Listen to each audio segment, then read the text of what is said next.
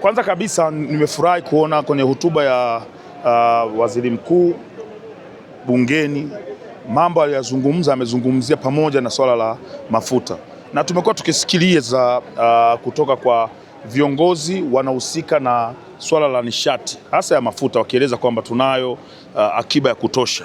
Sasa tunataka tuone ile akiba ambayo tulikuwa tunaambiwa, tuone ikifanya kazi wakati huu ambapo tunaingia kwenye uhaba. Lakini pia Mheshimiwa Spika wa Bunge ameziibua zile hoja ambazo zililetwa na wabunge wawili kuhusiana na swala la mafuta. Kwa tunategemea tutapata ripoti kutoka kwa waziri husika kuhusiana na swala la namna bora ya kuweza kudhibiti ukuaji wa bei au mfumuko wa bei ya mafuta katika nchi yetu ya Tanzania, kwa sababu tunajua huu ndo muda pekee ambapo sasa ile akiba ambayo tunasema tunayo akiba ya mafuta unatakiwa utumike, kwa sababu tunaenda kwenye janga. Kama hawa watu hawataacha kupigana, tafsiri yake tunaenda kwenye janga ambalo tunataka tukajikuta mafuta kama wasipodhibiti vizuri, tutajikuta lita moja tunanunua 10,000 mpaka 12,000, ambao haiwezekani katika nchi yetu. Watu wataanza kupunda, watapanda bei katika mji huu, katika nchi hii kuliko magari. Unaweza kukuta IST inauzwa milioni 4, punda inauzwa milioni 11, kwa sababu watu watabidi waanze kupanda punda.